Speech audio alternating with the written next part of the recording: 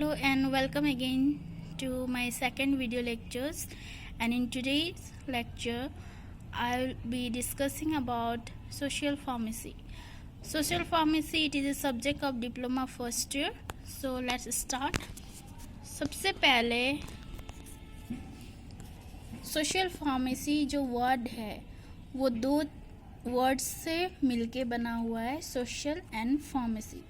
सबसे पहले देखते हैं सोशल क्या होता है। Social, a place where many people live together in a group and the way they are organise. Social, इसका मतलब हम साधारण लैंग्वेज में बोल सकते हैं समाज। तो एक समाज में कई तरह के लोग रहते हैं in an organise manner.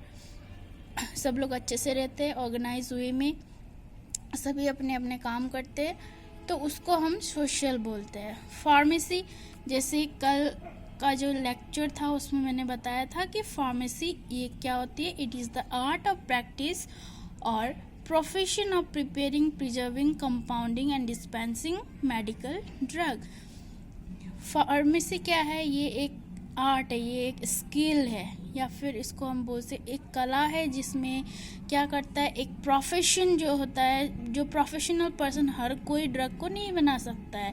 Drug को बनाने के लिए स्पेसिफिक एक प्रोफेशनल्स की ज़रूरत होता है, उसको हम फार्मासिस्ट बोलते हैं। तो प्रोफेशन मतलब ऐसा जॉब जिसको करने के लिए हाई लेवल की ट्रेनिंग या फिर उसके लिए एजुकेशन प्रोवाइड किया जाता है, उसको हम प्रोफेशन बोलते हैं। तो ऐसा प्रोफेशन जहाँ पे हम प्रिपेयर करते हैं, प्रिपेयर मतलब कोई एक नया सब्सटेंस या फिर कोई नया एक प्रोडक्ट हम बनाते हैं, उसको बनाने के बाद हम उसको प्रिजर्व करते हैं। अब मान लीजिए हमने कुछ चीज़ बनाया, कुछ सामान बनाया, जैसे अगर बात करें तो घर में अचार जब हम बनाते हैं एग्जाम्पल, तो जब अचार बनाते हैं, अचार बनाने के बाद हमें पता है कि उसमें 2-3 महीने बाद उसमें स्पॉइलेज होगा। तो स्पॉइलेज से बचाने के लिए हम क्या करते हैं, उसमें प्रिजर्वेटिव्स डालते हैं। Preservatives in the form of vinegar वगैरह डालते हैं, तो उसको प्रिजर्व करना बोलते हैं कि किसी स्पॉइलेज होने से उसको बचा रहे हैं। तो वैसे ही जब हम कोई मेडिसिन प्रिपेयर करते हैं तो उसमें भी कई तरह की स्पॉइलेज, फार्मास्यूटिकल स्पॉइलेज वगैरह हो सकती है। Spoilage it may be due to कोई बायोलॉजिकल एजेंट की वजह से हो सकता है, कोई फिजिकल एजेंट की वजह से हो सकता है, कोई केमिकल एजेंट की वजह से हो सकता है। तो उस प्रोडक्ट को हमें प्रिजर्व करके रखना बहुत ही ज़्यादा ज़रूरत होता है। तो यहाँ पे एंड कंपाउंडिंग मतलब कोई, अब यहाँ पे हम ड्रग बना रहे, तो ड्रग ये मिक्सचर ऑफ सब्सटेंसेस होता है। तो कंपाउंडिंग मतलब कोई 2 या फिर 3 प्रोडक्ट एक साथ मिक्स करके उस इंग्रेडिएंट का जो प्रॉपर्टीज़ है उसको चेंज करके कोई एक नया इंग्रेडिएंट बनाना, कोई एक नया फॉर्मुलेशन करना, उसको हम कंपाउंडिंग बोलते हैं। एंड डिस्पेंसिंग मेडिकल ड्रग, और फिर बनाने के बाद उस जो मेडिसिनल ड्रग होगा उसको हम क्या करेंगे, डिस्पेंस कर देंगे, मतलब हम उसको दे देंगे। और देंगे किसको? यहाँ पे देंगे हम पेशेंट को। सो अब सोशल फार्मेसी टुगेदरली हम देखते हैं कि ये क्या होता है। So social pharmacy, it is the field of education and research that focuses on the role, provision, regulation and use of medicine in the society.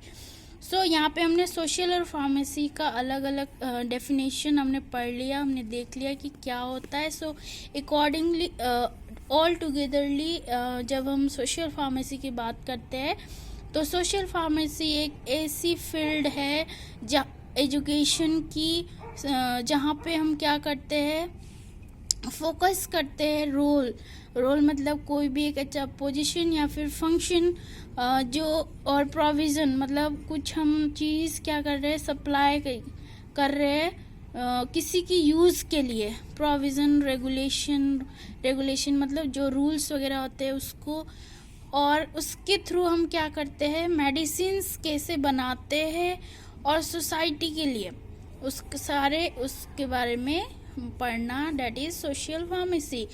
Social pharmacy is related to the use of medicines by consumers as well as healthcare professionals. तो social pharmacy के अंतर्गत हम ये पढ़ते हैं कि एक society में मेडिसिन्स का किस तरह से यूज होता है बाय कंज्यूमर्स। मेडिसिन्स को खाएगा कौन? खाएगा तो एक पेशेंट, तो पेशेंट यहाँ पे he will be the consumer, मतलब उस प्रोडक्ट जो बना रहे हैं हम उसको वो लेगा, as well as health care professionals. Health care professionals जो डॉक्टर्स नर्सेस वगैरह होते हैं वो भी कई बार बीमार होते हैं, तो वो कैसे उस मेडिसिन को लेंगे, कैसे लोगों में उसको देंगे, कैसे उसके बारे में लोगों को नॉलेज प्रोवाइड करेंगे, डेट इज सोशल फार्मेसी। अब दूसरा इसकी डेफिनेशन पढ़ते हैं। Pharmacist is certified to incorporate his or her knowledge in social communication skills for improving patient behavior, treatment outcome and disease management। जो फार्मासिस्ट होता है वो उसका खुद का नॉलेज से क्या कर सकता है, लोगों में सोशली या फिर कम्युनिकेशंस के थ्रू लोगों के साथ जाके या फिर लोगों के साथ बात करके अपनी स्किल्स को शो करके वो क्या कर सकता है, पेशेंट की हेल्थ, उसका बिहेवियर, ट्रीटमेंट और डिजीज़ को वो मैनेज कर सकता है, डिजीज़ को वो ठीक कर सकता है लोगों से बातचीत करके कि आपको क्या हुआ है, आपके सिम्टम्स क्या है, आप क्या मेडिसिन ले सकते हैं, ऐसे। The information present in social pharmacy is very important to link the clinical and fundamental knowledge taught to the pharmacist।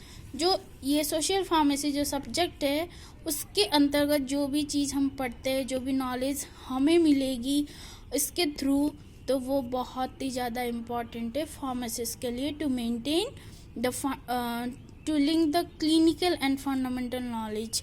मतलब क्लिनिकल में क्या कौन कौन सी डिजीज़ हो रही है लोगों को, क्लिनिकल सिम्टम्स की अगर हम बात करें तो लोगों को क्या हो रहा है, उसको कैसे ठीक करेंगे, ये सब पढ़ के उसके बाद हमें एक नॉलेज मिलेगी।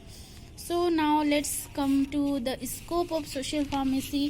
कि कुछ भी चीज़ हम पढ़ते हैं, जैसे हम फार्मेसी पढ़ रहे हैं हम, तो फार्मेसी पढ़ने के बाद भी फार्मेसी के कई सारे स्कोप्स है कि उसको पढ़ने के बाद हम कहाँ कहाँ जा सकते हैं। तो वैसे ही सोशल फार्मेसी पढ़ने के बाद हम क्या कर सकते हैं, what is the scope after that.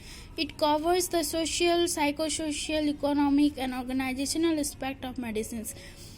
इसको पढ़ने के बाद हमें ये पता लगता है कि एक समाज में लोग कैसे रह रहे हैं, मेडिसिन्स के लिए उनका साइको सोशल स्टेटस क्या कहता है, उनका इकोनॉमिक स्टेटस क्या कहता है, कि उसको वो ले सकते हैं नहीं ले सकते, वो सब हम इसके अंडर पढ़ेंगे। Social pharmacy enables the pharmacy professionals to act and to take responsibility with the problem of pharmacy and medicines in the society। Social pharmacy फिर क्या करेगा, pharmacy professionals जो होंगे उन to act and take responsibility with the problems। जो pharmacist professionals होंगे, जो society में प्रॉब्लम्स आएगी, कैसी प्रॉब्लम्स आ सकती है सोसाइटी में, कि मेडिसिन को कैसे लेना है, मेडिसिन को लोग कैसे ले रहे हैं, मेडिसिन लेने के बाद लोगों में क्या क्या प्रॉब्लम्स हो रही है, उन प्रॉब्लम्स को डील करने के लिए काम आता है। अब नेक्स्ट आता है ये जो भी प्रोसेस ऊपर चल रही है सोशल फार्मासिस्ट। मैंने बोला कि जैसे हेल्थ केयर प्रोफेशनल्स क्या करते हैं, फार्मासिस्ट पेशेंट के साथ बिहेव करता है, ट्रीट करता है और फिर जो डिजीज़ होता है उसको मैनेज करता है सोशली। सो अब हम आते हैं कि फार्मासिस्ट का रोल पब्लिक हेल्थ के लिए क्या होता है, एक सोसाइटी के लिए फार्मासिस्ट क्या करता है। सो उसका रोल का अगर हम बात करेंगे कि वो क्या काम करता है, तो let's start with it. They provide population based care. वो फार्मासिस्ट क्या करते हैं, पॉपुलेशन बेस्ड केयर प्रोवाइड करते हैं कि एक स्पेसिफिक एरिया में कितने लोग रहते हैं और उन लोगों को वो कैसे ठीक करेंगे, कितने लोग हैं कैसे ठीक होंगे, वो सारा जो पॉपुलेशन बेस्ड केयर है वो फार्मासिस्ट प्रोवाइड करेंगे। They conduct disease prevention and control programme in the institution and communities. Pharmacist फिर क्या करते हैं, वो अपनी इंस्टीट्यूशन में, वो जहाँ भी रहते हैं, मान लीजिए क्या पता वो हॉस्पिटल्स में ही रहते हो, क्या पता उनका अपना केमिस्ट शॉप हो, तो वहाँ पे वो क्या करते हैं, लोगों को डिजीज़ के बारे में प्रिवेंशन, जैसे कोई भी एक नई डिजीज़ इवॉल्व हुई है तो उस डिजीज़ के बारे में प्रिवेंशन, कि उस डिजीज़ से कैसे बचा जा सकता है, अगर किसी को वो डिजीज़ हो भी गया तो कैसे ठीक हो सकता है उसके बारे में सारी इंफॉर्मेशन प्रोवाइड करते हैं। They develop health education and programs within the institution कंकान with the needs of patient, health care professionals, community leaders and the public.